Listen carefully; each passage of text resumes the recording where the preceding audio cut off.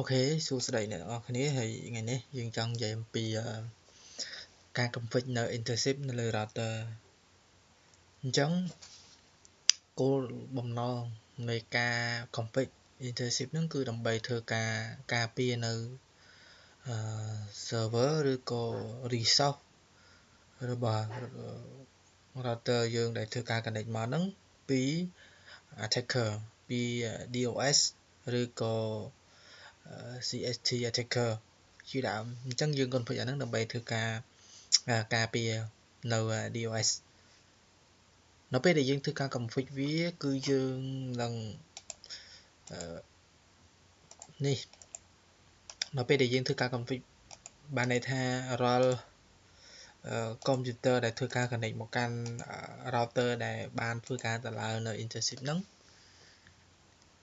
ទៅពេលហ្នឹងវានឹងធ្វើការ control router ហ្នឹងគឺធ្វើការ control បើករណីមាន router ណាមួយគាត់ធ្វើការព្យាយាមធ្វើការ connect កាន់តែច្រើនពេលហ្នឹងវាមានគេហៅថា protocol មួយគឺ IP TCP internship ហ្នឹងគឺគាត់ដឹងថាrouter ណាដែល connect ច្រើនមើលទៅវាករណីខ្លះវា connect មកក្នុងគោលបំណងមិនល្អម៉ាស៊ីននឹងព្យាយាម connect មកក៏ច្រើនដងហើយវាមានគោលបំណងល្អគឺ router នឹងធ្វើការ disable block តែម្ដងហើយមួយទៀតយើងអាចធ្វើការកំណត់នៅគេហៅថាពេលវេលានៃការ block ឬក៏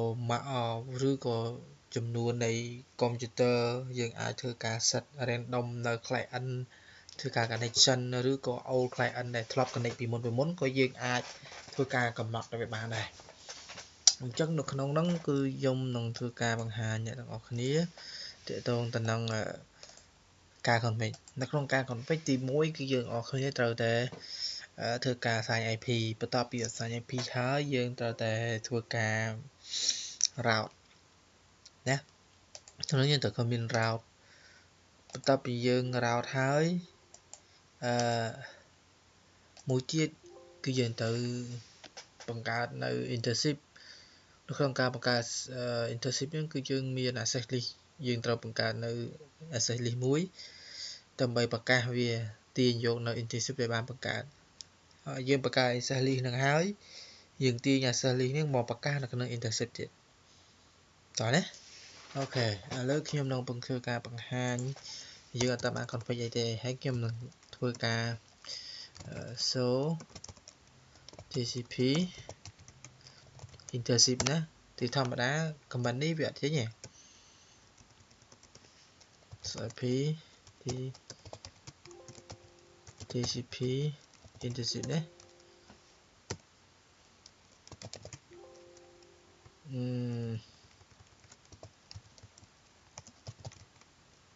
connection ចឹងនៅពេលដែលយើងអត់ទាន់ connect ចឹងមិនវាយចេញមកក៏យើងអត់ឃើញហើយយើងវាយdebug IP TCP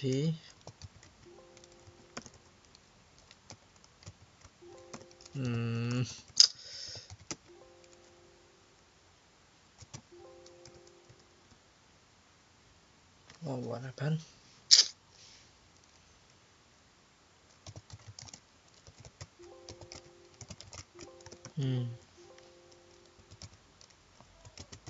សេខុសនេះអូខេ IP TCP internship យើងឃើញ by default internship ហ្នឹងគឺវា enable ឲ្យយើងនៅលើ router យើងតែម្ដងណាតើណា by default គឺវា enable អញ្ចឹងខ្ញុំនឹងធ្វើការ config នេះមួយខ្ញុំនឹងចូលទៅកាន់ CNS សំទោសច្រឡំខ្ញុំចូលទៅកាន់ ebook ខ្ញុំហើយខ្ញុំចូលនៅ internship ឲ្យខ្ញុំបានទៅសេ command line មួយចំនួនអានេះគាត់តែជានេះ input ខ្ញុំទេខ្ញុំបានទៅសេនៅលើនេះអូខេនេះគឺជាអ្វីដែលខ្ញុំបានរៀបចំរួចរាល់ហើយខ្ញុំបានកំណត់ នៅទៅសេលើ notepad អញ្ចឹងដំបូងយើងធ្វើការតម្លើងវាមក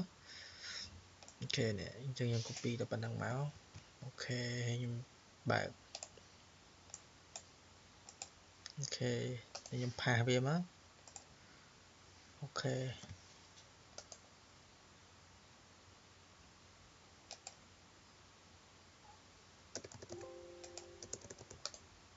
អូខេព្រីហ្វាល់ហើយអញ្ចឹងយើងអាចសូ IP interface អញ្ចឹងយើងឃើញនេះអ្វីដែលយើងនេះមិនអាប់ហើយតោះនេះអញ្ចឹងអូខេហើយបន្តមកទៀតយើងធ្វើការ routing វាខ្ញុំ route អូខេផាសមកវាអត់ទាន់ឲ្យទេមូលហេតុអីចេះសិនយើងចូលតម្រងនេះសិននៅតែអត់បានទៀតនេះបាត់នេះសិនតមកទៀតយើងត្រូវការ telnet តឡើង telnet ដើម្បីឲ្យធ្វើការតេស្តពី localhost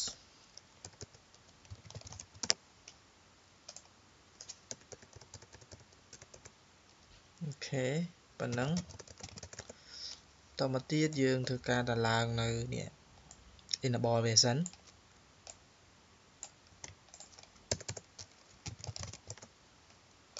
នេះហើយយើងធ្វើការ enable បន្តមកទៀតយើងបង្កើត access list មួយ assistant នឹងមកអូខេបន្តមកទៀតយើងធ្វើការ IP យើងវាយ IP 101នេះប៉ុណ្ណឹងមក interception នឹងខុសហើយ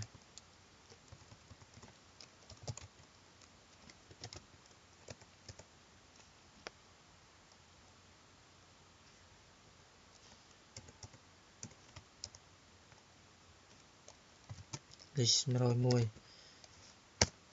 អូខេប៉ុណ្ណឹងតមកទៀតយើងធ្វើការបង្កើតនៅ access list មួយទៀតគឺ extend 102ដើម្បីធ្វើការ deny TCP extra spring មានន័យថាយើងធ្វើការ deny ទាំងអស់នៅពេលដែលធ្វើការ log ចូលហើយបន្តមកទៀតយើងធ្វើការ deny IP តែ TCP យើង deny ទាំងអស់ deny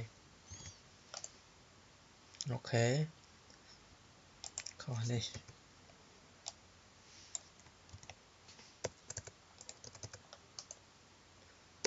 អូខេតមកទៀតយើងចូលនេះមក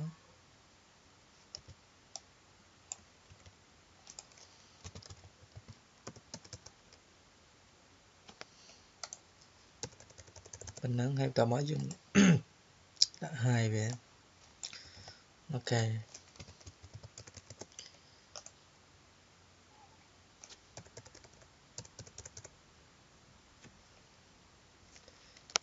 ពីVTP intercept mark complete high 101 mark incomplete low តម្លៃវាណាតមកទៀតអ្នកនរគ្នាត្រូវតែធ្វើការ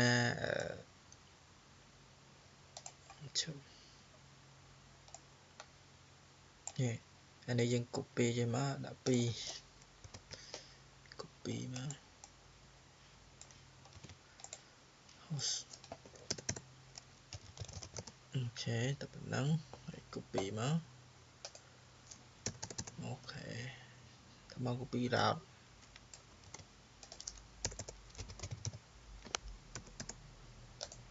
អូខេតែប៉ុណ្ណឹងទេយើងអាចដាក់ so p route អញ្ចឹងបានមួយទៀតដូចគ្នាចូលដាក់2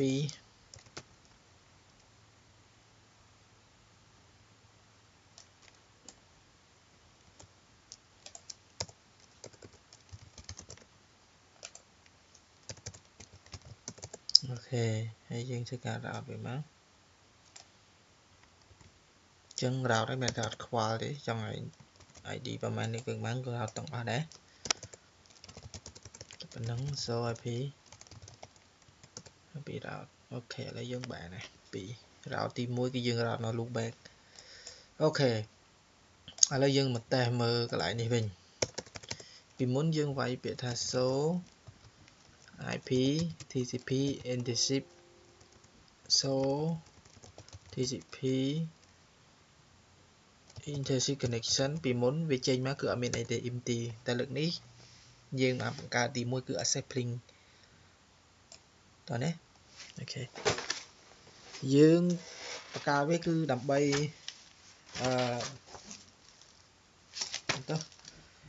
យើងនឹងធ្វើការបង្កើតឡើងគឺសម្រាប់ client តែម្ដងអញ្ចឹងយើង client ហ្នឹងធ្វើការកណិតយ៉ាងម៉េចអូខេហើយណាមួយប្រហែលជាយើងមិនសូវជាដឹងប្រហែលនេះ